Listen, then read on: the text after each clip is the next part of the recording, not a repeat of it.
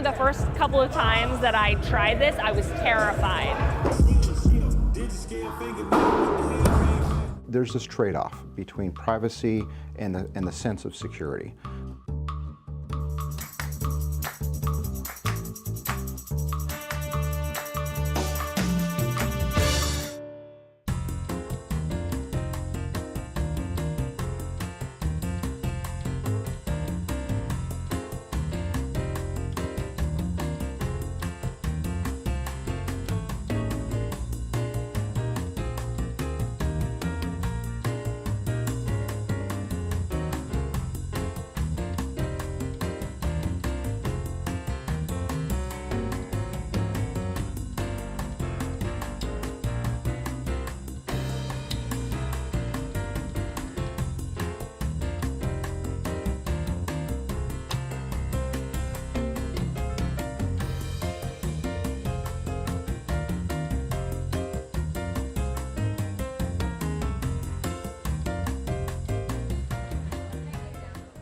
This is about me, and this is about what I believe, and this is about my hijab. And I'm really confident with modest wear nowadays because a lot of people using hijab, and also modest wear, I think, will be one of the kind of fashion that people will love. Wearing modest wear, that's it. I mean, like, we have no different. We all the same, just a human being. So between Muslim or non-Muslim, we are still human, that's it. The first time I saw Vivi was in Indonesia, and it was amazing to see her here again. I saw her last season, this was her second time, and I just loved everything, and it's just amazing to have hijab on the runway, especially in New York Fashion Week. That's really cool to finally be seeing that.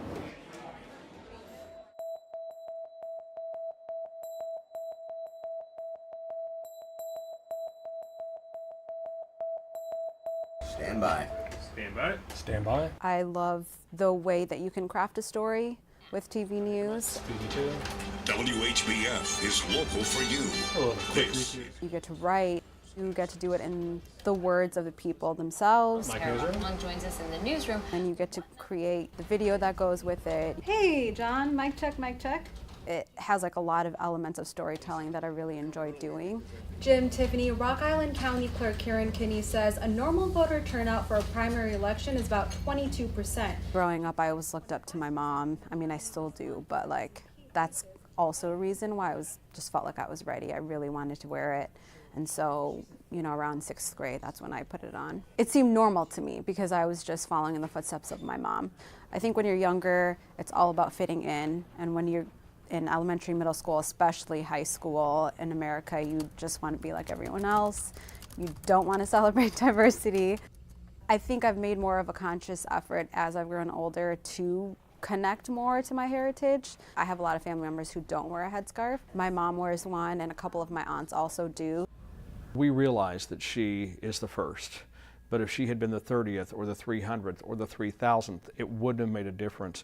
We did it because she's Tahara, and she has earned this opportunity, and she's doing a great job for us. And that's higher than usual because of some key races. I will tell you that the majority of the phone calls that we have received have been, I wouldn't necessarily say they're from the Quad Cities, they've been from outside the area, talking about what a big moment for the Muslim community that this is. But yeah, there are supporters right here in town.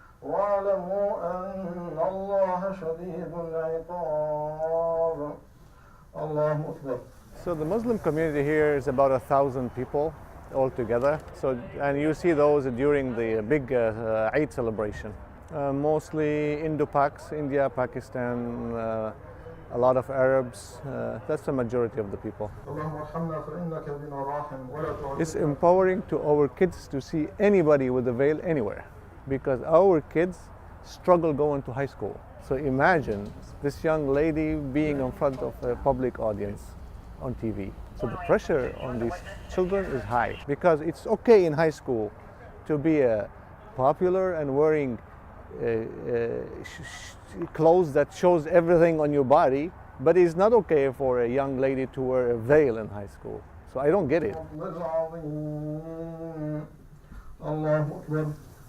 We're taught in Islam that it's a choice. It comes with, especially post 9/11 era, comes with a political statement. You know you're going into it with some backlash, at least a little bit. And I saw that actually growing up, being in the car with my mom and seeing people next to us stop and make rude gestures and things like that. I read somewhere where people are criticizing her for what she's doing.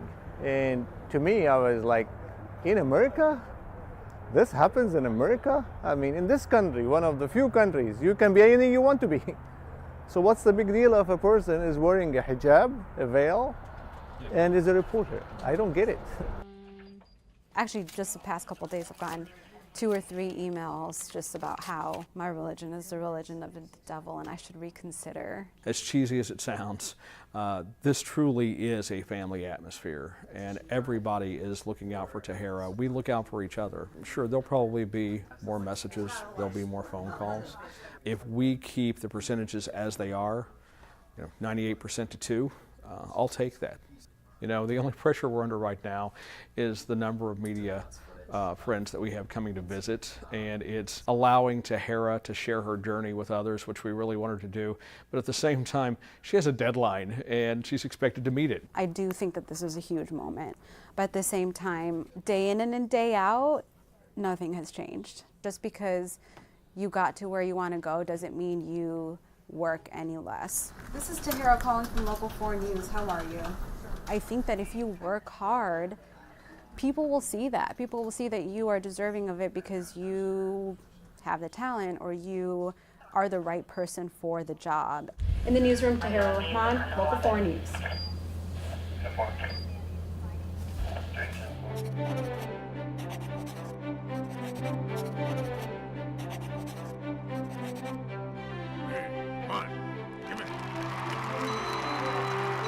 Congress shall make no law respecting an establishment of religion or prohibiting the free exercise thereof. Thanks be to God.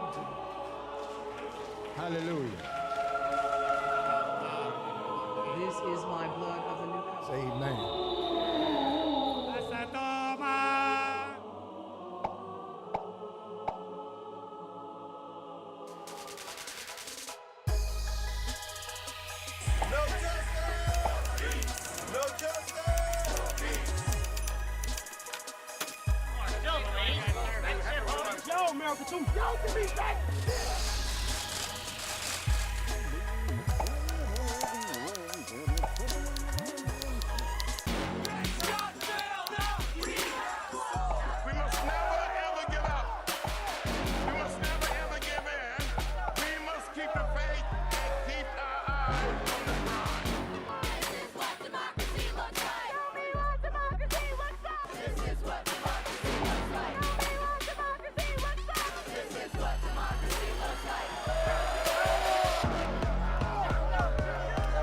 Somewhere I read that the greatness of America is the right to protest for rights.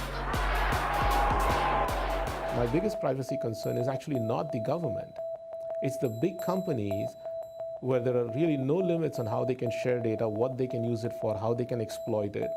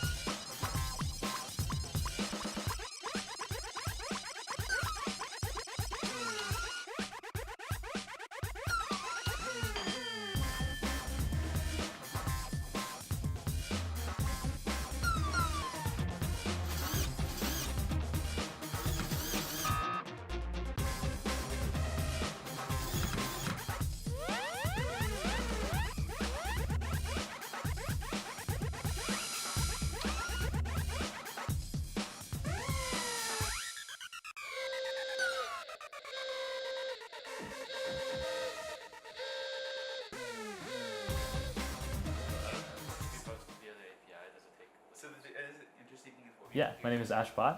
And my name is Rohan Fateh. We're the co-founder of Robot Labs, and we're in Berkeley, California. It's really interesting to see how like the network actually reacts to these different current events. What essentially botcheck.me does is that we have like a search bar where you can essentially type in any username, and then we also have a dashboard that essentially we're tracking like 1,500 different bots that essentially like we take all their tweets from the last 24 hours, and then we calculate the top hashtags, the top tweeted accounts, the top 2-word frequencies, the top single-word frequencies. So we're looking at different statistics like that, and these are automatically generated. We've classified over 200,000 suspicious accounts. So this is an example of an account that seems like pretty suspicious in terms of bot-like activity. The account was created pretty recently. This is something that we see often with bots. Their following and followers number will be pretty similar. When you look at the proportion of like tweets to retweets, the account actually has a majority of retweets. So we have buttons like this that appear underneath accounts of, or every single account on Twitter once you install our extension. Essentially, you can click it, and as soon as you click it, it'll give you a classification, and we'll be able to give you a really quick and easy way of understanding whether an account depicts patterns of a bot or not. In this case, the propaganda bot-like patterns were found, and so we have this dialog that pops up. Yeah, so there's two big ways that we've seen bots actually being created. So one, it's actually like being created on Twitter. Someone signs up for an account and automates it. Automation is when an account starts tweeting by itself without a human actually publishing the tweets. It's him or herself. We've also seen a second method that's a lot more scary, where people are actually buying compromised accounts. So these are accounts that used to be owned by real humans and then sold on different black markets, things like that. You sort of see these bots evolve, and the scary thing for us is like, if we aren't like keeping up with like their technological progress, like at some point it's gonna be impossible to tell the difference, right?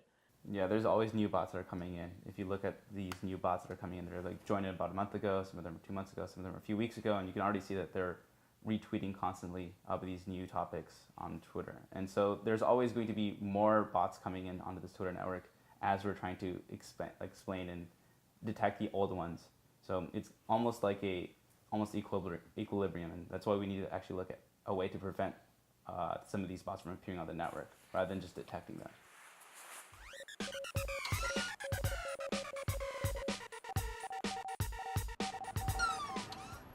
For the surveillance, you can catch the face in the public and find what you want to find. And for the commercial use, you can find the VIP when they come to a store. So you can make a special server for them. We install a complete solution that allows our customers to be able to match people who are entering their facility against a database that already exists of bad people. And so if there is a match that occurs, we're able to send an alert to a mobile device like an iPhone or an Android phone in near real time. We're always looking at technology, processes, even doctrine changes on how to better our security at an airport. My biggest privacy concern is actually not the government. It's the big companies where there are really no limits on how they can share data, what they can use it for, how they can exploit it. There's this trade-off between privacy and the sense of security. If you were to go to a concert or attend a public event, people have an expectation that that event and the facilities are being secured properly. We're trying to get, obviously, increase our security effectiveness as well as our security efficiency, as well as also include the passenger experience. We want to make all those things better. These companies can now collect information about you that is time-stamped, that is geo-stamped, that is temporally continuous. There is visual of you, who you're with. So you're not just, it's no longer just about your privacy. Whoever you're with, the photos you're taking of them, it's like, secondhand smoking, right? So everybody you take a selfie with, etc., you've compromised as an individual their privacy too in some sense, and we're not seeking consent from any of them. Take a case, you're at a theme park, your favorite theme park. Your child is lost in the crowd. Maybe if you have lots of cameras and you have a photo of your child, either on your phone or you have a photograph, maybe this makes it possible one day to scan through all the things and say, where is this person? Where this is going is very exciting. So, we think about everyday items that we have that are going away. Our house keys, our car keys, our ATM cards, our passwords are all starting to go away, and instead we're going to be using facial recognition. Smartphones, of course, now are using facial recognition. Laptops have facial recognition on it. So similar to bowling, you gotta hit the target and a variation of points, and you try to hit the bullseye every time.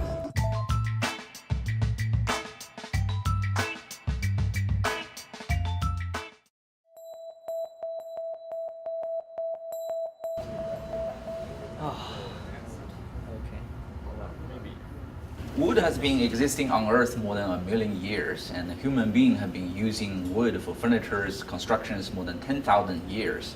And then the more we worked on this material, we realized, indeed, we haven't never fully exhausted the potential of this amazing material. The major component of wood is actually called the cellulose. And in this process we demonstrate that we can improve the toughness and the strength of the natural wood more than 10 times. So we are actually in the process of making super strong wood. This is the first step called denictification. Basically to remove the nickel from natural wood by this chemical soaking process. So the nickel is like a binder. To be able to densify the wood completely, we have to remove some of these binders.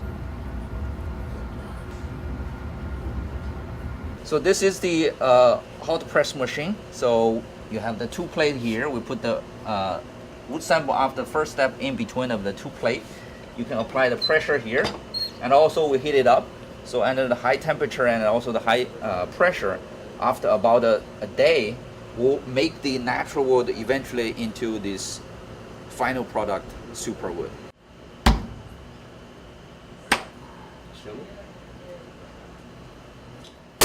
It's like a metal.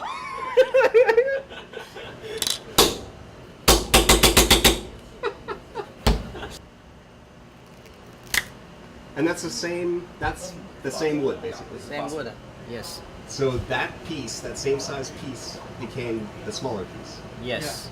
That's amazing. What uses do you see for this? So this super wood can be used for replacing steel, replacing carbon fiber, replacing even cabinet, for lightweight vehicles, for building materials, for airplanes, for wind turbines. So it really can enable a lot of emerging technologies using this low-cost, earth-abundant material. The process we demonstrated here, we showed is actually universally applicable for many species of wood. So it really doesn't matter what kind of wood you use, because we are getting out of the fundamental intrinsic amazing property of wood.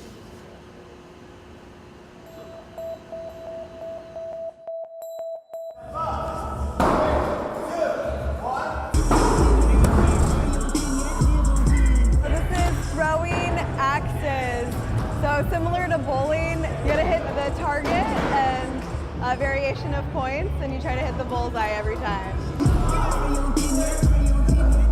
First, you let them experience failure a couple of times, and then you just kind of press their buttons a bit at a time. Sometimes you actually gotta agitate them, and then you're like, all right, that same agitation that you have, you're just rushing with that throw. Tell them, throw it like that board took your tax return. That was just a little high, It was good, that was good. Definitely the first couple of times that I tried this, I was terrified.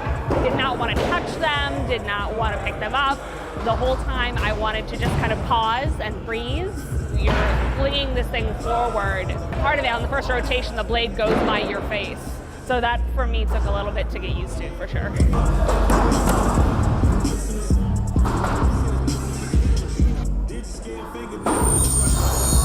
We are throwing blades around. These are sharp objects. We have these fences and everything set up over here in the aisles and everything. So unless you're throwing it with Olympic gold medalist type strength, maybe, it won't pop out that far. It definitely shouldn't.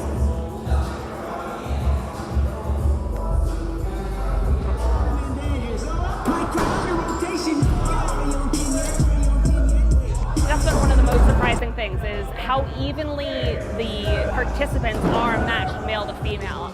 A really nice split between men and women.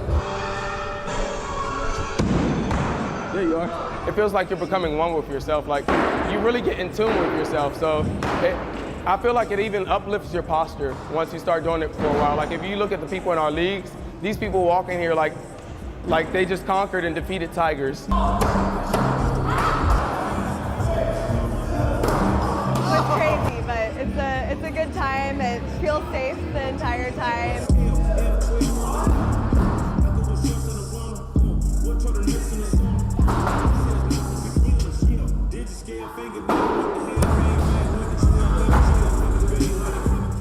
I never thought my last day would be so emotional for me. He's crying, they're crying, I'm crying watching them cry. And I've been very lucky because he's the best partner I ever had.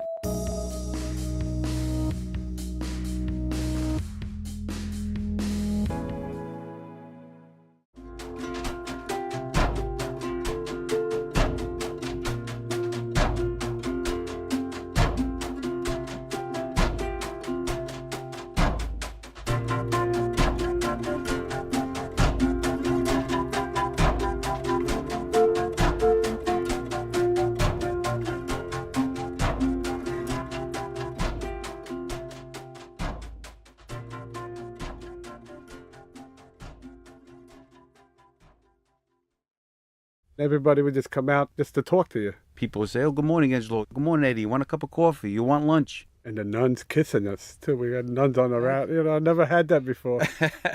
The younger guys would ask me, "How did you get that?" It's just a little good morning. Have a nice weekend. Hey, you look great today.